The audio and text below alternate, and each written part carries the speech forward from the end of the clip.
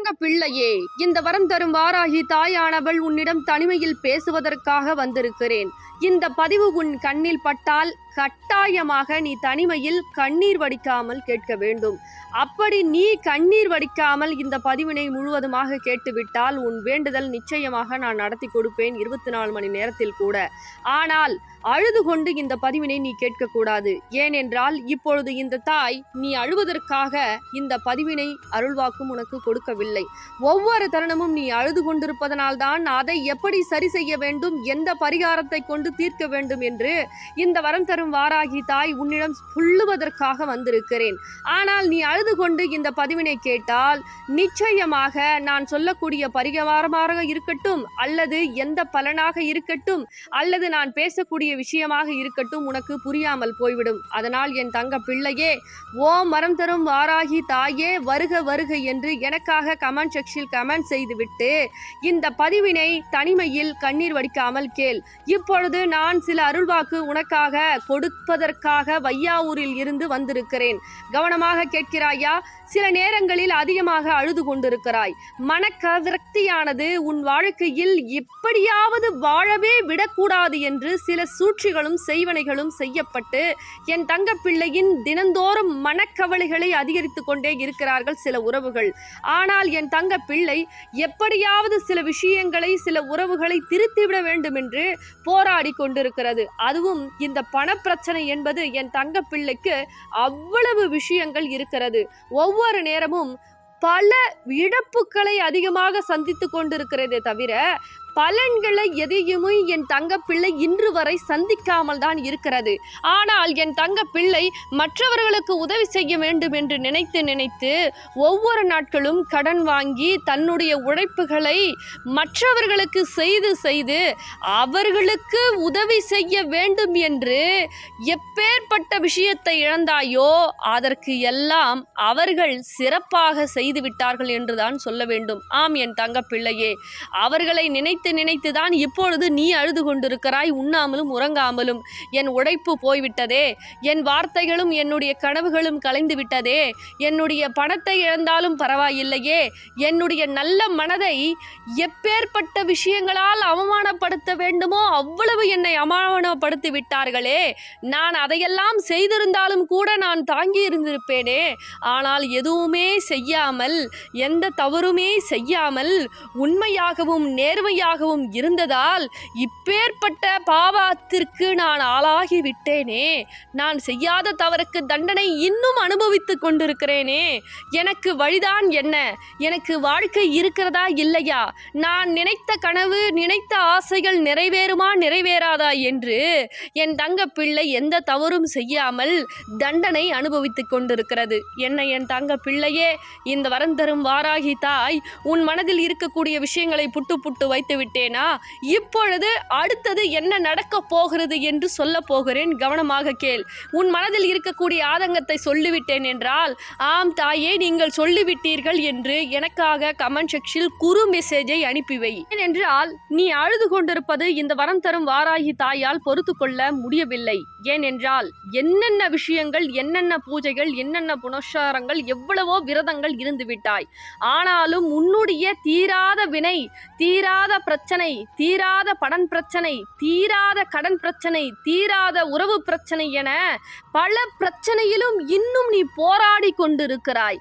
அதனால்தான் உயிரற்ற நடப்பினமாக நீ வாழ்ந்து கொண்டிருக்கும் உன்னை இந்த மனிதர்கள் இப்படி ஆக்கி வைத்திருக்கிறார்களே அல்லவா, அவர்களை நான் வதம் செய்ய போகிறேன் இந்த வரம் தரும் வாராகி தாயானவள். ஆனால் அதற்கு நீ ஒரே ஒரு பரிகாரத்தை மட்டும் செய்ய வேண்டும். என்ன அது, எப்படி செய்ய வேண்டும் என்று இப்பொழுது சொல்ல போகிறேன். இன்னும் கவனமாக கேள். முதலில் இழந்ததை நினைத்து அழாதே தங்க பிள்ளையே. ஏன் தெரியுமா? நீ தர்மத்தை செய்தாய். அதனால்தான் இன்று இந்த வரம் தரும் வாராகி தாயின் அருள்வாக்கை கேட்டுக்கொண்டிருக்கிறாய். நீ அதர்மம் செய்திருந்தால் உன் கண் முன்னே இப்பொழுது நின்று உனக்கு கொடுத்து கொண்டிருக்க மாட்டேன். ஏனென்றால் அதர்மம் செய்தவர்கள் என்னை வணங்கவும் முடியாது, என்னை வாழ வைக்க வாராகி தாயே வாருங்கள் என்று என்னை கூப்பிடவும் முடியாது. ஏன் தெரியுமா? அவர்களுக்கு என்னை பார்த்தாலே பயம். ஏனென்றால் அவர்கள் பாவம் செய்தவர்கள். என்னை நீ கூப்பிட்டால் நான் வருவேனா என்று அவர்களுக்கு நிச்சயமாக தெரியாது. ஏன் தெரியுமா? ஏனென்றால் என்னை வழிபாடு செய்ய முடியாது. ஆனா நீ நல்ல ஆத்மாவாக இருக்கிறாய், நல்ல விஷயங்களை செய்திருக்கிறாய், யாரையும் ஏமாற்றவில்லை, யாரையும் துரோகம் செய்யவில்லை. அதனால்தான் இன்று உனக்கு உதவி செய்கிறேன் என்று இந்த பதிவு மூலியமாக என் தங்க பிள்ளைக்கு சொல்லிக் கொண்டிருக்கிறேன். ஆனால் இது சாதாரணமாக நீ எடுத்துக்கொண்டால் நிச்சயமாக சாதாரணமாக கிடையாது. ஒரு வரம் தரும் வாராகி தாயானவள் இப்படி உன்னுடன் வந்து கூக்குரல் இட்டு, தங்க பிள்ளையே நீ கண்ணீர் வடித்து கொண்டிருக்கிறாய், உன் மனதில் இருக்கக்கூடிய ரணத்தை நான் உள்ளபடி சொல்லிக் கொண்டிருக்கிறேனே, இது சாதாரணமான விஷயமா? ஏதோ ஒரு வீடியோவில் வருகிறதே என்று என்னை சாதாரணமாக எண்ணி விடாதே என் தங்க பிள்ளையே. ஒவ்வொரு நேரமும் மனம் குமரி அழக்கூடிய தாயே, ஏதாவது நான் கெட்டது செய்திருந்தாலும் எனக்கு உதவி செய்ய நீங்கள் வரமாட்டீர்களா? நான் கெடுதல் செய்யவில்லையே, நான் யாரையும் ஏமாற்றவில்லையே. தர்மம் நிலைக்காதா? நீதி நிலைக்காதா? அப்பொழுது ஏமாற்றுபவர்களுக்கும் பொய் சொல்லுபவர்களுக்கும் ஏமாற்றக்கூடிய மனிதர்களுக்கு மட்டுமே காலம்தானா? அப்படி என்று நீ கூக்குரல் இட்டு கண்ணீர் குமிரி அழுகிறாய். அதனால்தான் இப்பொழுது அப்படி செய்பவர்களுக்கு கர்மவினை சிறப்பாக செய்யும் என்பதை மறந்து விடாதே. நீ இப்படி மனம் குமரி அழுகிறாய். உதவி செய்தவர்கள் உன்னை உதாசீனம் செய்து விட்டாலும் உன்னுடைய உணர்வுகளை புரிந்து நான் உதவி செய்யலாம் என்று இந்த வரம் தரும் வாராகி தாய் இன்று உன் கண்முன்னே பேசிக் கொண்டிருக்கிறேன். இப்படி நான் சொல்கையில் அதை சாதாரணமாக எடுத்து விடாதே. எப்பொழுதுமே ஒரு பானை சோற்றுக்கு ஒரு சோறுதான் பதம். அதே போல்தான் உனக்கு நான் சில நேரங்களில் கனவில் வந்து சொல்லிவிடுவேன், சில நேரங்களில் வீடியோவின் மூலமாக சொல்லிவிடுவேன், சில மனிதர்கள் மூலியமாக நான் வந்து சொல்லிவிடுவேன். இப்பொழுது வீடியோவின் மூலமாக உனக்கு உணர்த்துவது என்ன தெரியுமா? உன்னுடைய எந்த பிரச்சனையாக இருந்தாலும் சரி என் தங்க பிள்ளையே, உனக்கு நான் 12 நாட்களில் உன் வேண்டுதலை நடத்தி கொடுக்கிறேன். ஆனால் அதற்காக நீ என்ன செய்ய வேண்டும் தெரியுமா?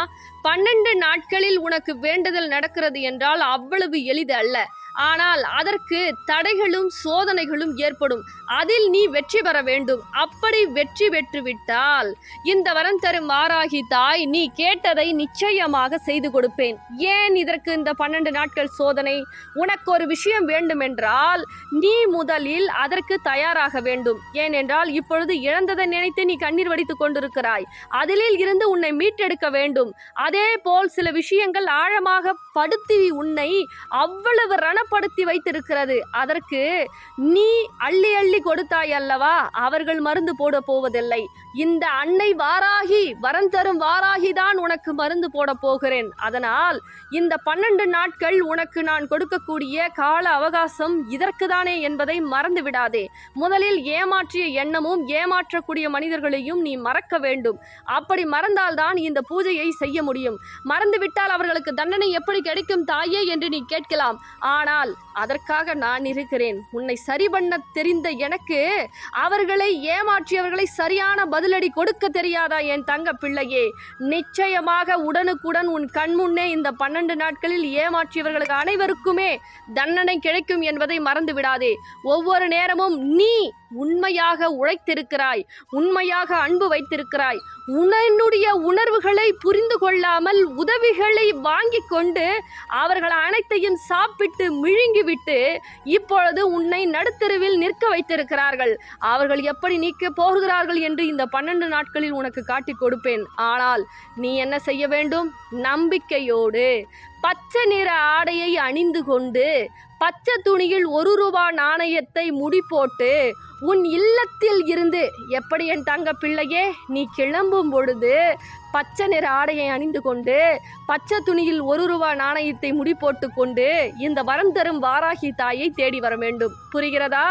நீ தேடி வந்தால்தான் நான் உன்னை தேடி வருவேன். ஏன் தெரியுமா? என்னை கூப்பிட்டால் தான் நான் வருவேன். அதனால் நான் செங்கல்பட்டு வையாவூரில் வரம் தரும் வாராகியாக, மகாலட்சுமி சொரூபமாக உன் பண பிரச்சனை, கடன் பிரச்சனை, செய்வினை பிரச்சனை, அனைத்து பிரச்சனையும் சரி செய்ய இங்கு என்னை வந்து உன் இல்லத்திற்கு கூட்டி செல். என்னை கூட்டி செல்வதற்கு நீ பச்சை நிற ஆடையை அணிந்து கொண்டு வர வேண்டும். அப்படி நீ அணிந்து கொண்டு வந்தால்தான் உன்னுடன் நான் வருவேன். ஏன் பச்சை நிற ஆடையை அணிந்து கொள்ள வேண்டும்? கருப்பு நிறத்தையும் அதே போல் அனைத்து விஷயங்களையும் நீ தோற்றிருக்கிறாய். அதனால்தான் பச்சை நிற நீ வரும்பொழுதே வெற்றியோடு வர வேண்டும். அப்படி நீ வெற்றியோடு வந்தால் என்னை நிச்சயமாக உன் இல்லத்தில் நீ கூட்டி செல்வதில் வெற்றி அடைந்து விடுவாய். அந்த வெற்றியானதே உனக்கு முதல் படி. வெற்றி கூட்டி செல்வதிலே உனக்கு வெற்றி கிடைத்து விட்டால் உன் வாழ்க்கையில் உனக்கு வெற்றி கிடைக்காதா? நம்பிக்கையோடு வா என் தங்க பிள்ளையே. நான் செங்கல்பட்டு வையாவூரில் இருக்கிறேன். என்னை கூட்டி சென்று எப்படி கூட்டி செல்ல வேண்டும்? ₹1 நாணயத்தை பச்சை துணியில் முடி போட்டு கொண்டு வந்து பச்சை நிற ஆடையை அணிந்து கொண்டு இந்த வரம் தரும் வாராகி தாயின் ஆலயத்தில் சூலத்தில் கட்டிய பிறகு இதோ தெரிகிறது பார் இந்த வராகி நாணயம். இதுதான் உன்னுடைய இல்லத்தில் மிகப்பெரிய அற்புதங்களை 12 நாட்கள் செய்ய போகிறது. நான் உயிரோடு இதன் மூலியமாக தான் உன் இல்லத்திற்கு வரப்போகிறேன். நீ கேட்டதெல்லாம் அள்ளி அள்ளி இந்த நாணயத்தின் மூலியமாக உன்னுடன் உயிருடன் வந்து உனக்கு தேவையான விஷயத்தை செய்து தேவையில்லா மனிதர்களை விலக்கி தேவையற்ற விஷயத்தை உன் எண்ணத்தில் இருந்தும் உன் இல்லத்தில் இருந்தும் வெளியேற்றி உனக்கு நல்லவையும் மங்களத்தையும் செல்வத்தையும் கொட்டு கொட்டு என்று கொட்டி உன்னுடைய ஆசைகளை நிறையாசியாகிவிட்டு சென்றார்கள் அல்லவா? அவர்களுக்கெல்லாம் தண்டனை கொடுத்து உன் ஆசையை நிறைவேற்றுவதற்காக இந்த வரம் தரும் வாராகி தாயானவள் உன் இல்லம் தேடி வரப்போகிறேன். அதனால் பச்சை நிற ஆடையை அணிந்து கொண்டு என்னை தேடி ₹1 நாணயத்தை பச்சை துணியில் முடிபோட்டு கொண்டு வந்து இந்த சூலத்தில் கட்டிய பிறகு இந்த நாணயத்தை எப்படி பூஜை செய்ய வேண்டும் என்று என்னுடைய தங்கப்பிள்ளை இங்கு சொல்லும். அதை சொல்லியே அதே போல் நீ 12 நாட்கள் உன் இல்லத்தில் வழிபாடு செய்யும் பொழுது பல மாற்றங்கள் பல அற்புதங்கள் இந்த தாய் உனக்காக செய்து கொடுப்பேன். இது சத்திய வாக்கு. ஆனால் என்னை தேடி ஓடோடி வர வேண்டும். அப்படி வருகையில் வந்த பிறகு என்னை கூட்டி செல்ல வேண்டும். அப்படி நீ கூட்டி சரியான முறையில் சென்று விட்டால் 12 நாட்கள் நீ எந்த பிரச்சனைகள் இருந்தாலும் நிச்சயமாக உனக்கு நான் செய்து கொடுப்பேன். பலன் கட்டாயமாக இருக்கிறது. நீ வருகையிலே உனக்கு பல தடைகள் ஏற்பட்டாலும் இந்த ஓம் வரம் தரும் வாராகியே நமக என்று மந்திரத்தை சொல்லிக்கொண்டே ஓடோடி வா என்னை பார்க்க. நிச்சயமாக 12 நாட்களில் உனக்கு பல மாற்றங்கள் ஏற்படும். பல அற்புதங்கள் நடக்கும். ஏன் என்னை பார்க்கும் பொழுது என்னை வீடியோவில் பார்க்கும் பொழுது நான் செய்த அற்புதங்கள் பல பேர் சாட்சி சொல்லி இருக்கிறார்களே, அதை இன்னும் நீ கண்குளிர மண் குளிர பார்த்துதானே இருக்கிறாய். இன்னும் பல அற்புதங்களை நீ பார்க்க போகிறாய். பல அதிசயங்கள் உனக்கே நடக்க போகிறது. நீயே சாட்சி சொல்ல போகிறாய். அதனால் என் தங்க பிள்ளையே என்னை தேடி ஓடோடி வா. 12 நாட்களில் பல அற்புதங்களை செய்து உன்னையும் சாட்சியாக நிற்க வைப்பேன் இந்த வரம் தரும் வாராகி தாய். நம்பிக்கையோடு வா. நல்லது மிகப்பெரிய மாற்றம் உனக்கு ஏற்படுத்தி கொடுப்பேன். அதனால் உடனடியாக என்னுடைய திருத்தலத்திற்கு நீ பச்சை நிற ஆடையை அணிந்து கொண்டு என்னை தேடி ஓடோடி வா. பிறகு உன்னால் முடிந்தால் உனக்காக நான் செய்யக்கூடிய விஷயங்கள் பல அற்புதம். அதனால் நீ இப்பொழுது இந்த பதிவினை ஒரு 3 ஷேர் செய். ஏனென்றால் என் புகழை நீ 3 நபருக்கு ஷேர் செய்யும் பொழுது உன்னுடைய வெற்றியானது 3 நாட்களிலே கூட நீ வழிபாடு செய்யும் பொழுது நான் முடிவு செய்து விடுவேன் உன்னுடைய வெற்றியை. அதனால் என் புகழை பரப்பு. நிச்சயம் வெற்றி வெற்றி வெற்றிதான் தங்க பிள்ளையே. உடனடியாக என்னை தேடி வா. உடனடியாக உனக்கு நல்ல மாற்றங்களும் நல்ல செய்திகளும் உன் இல்லத்தில் நீ இழந்த சந்தோஷத்தை அனைத்தையும் மீட்டு கொடுப்பேன் என் தங்க பிள்ளையே. தங்க பிள்ளைகளா, நம்ம வரம் தரும் வாராகி ஆலயத்திற்கு வரக்கூடிய தங்க பிள்ளைகள் அனைவருக்குமே வேண்டுதல் நடத்தி கொடுக்குறாங்க நம்ம அம்பாள். உங்களுக்கும் அது போல நடக்கணும் அப்படின்னா நீங்க செய்ய வேண்டிய ஒரே காரியம் பச்சை நிற ஆடை அணிஞ்சிக்கிட்டு பச்சை துணியில ₹1 நாணயத்தை முடி போடணும். இது எப்படி போடணும் அப்படின்னா இங்க வந்து போடக்கூடாது. அதே போல போட்டு முடி போட்டு இல்லத்துல வைக்க கூடாது. வரம் தரும் வாராகி ஆலயத்துக்கு எப்போ நீங்க கிளம்ப போறீங்களோ அப்ப முடி போட்டு மஞ்சள் குங்குமம் வச்சு கற்பூர ஆரத்தியை எடுத்து நீங்க கட்டாயமா கோவிலுக்கு வரும்பொழுது தடை ஏற்படாது. கரெக்டா வருவீங்க.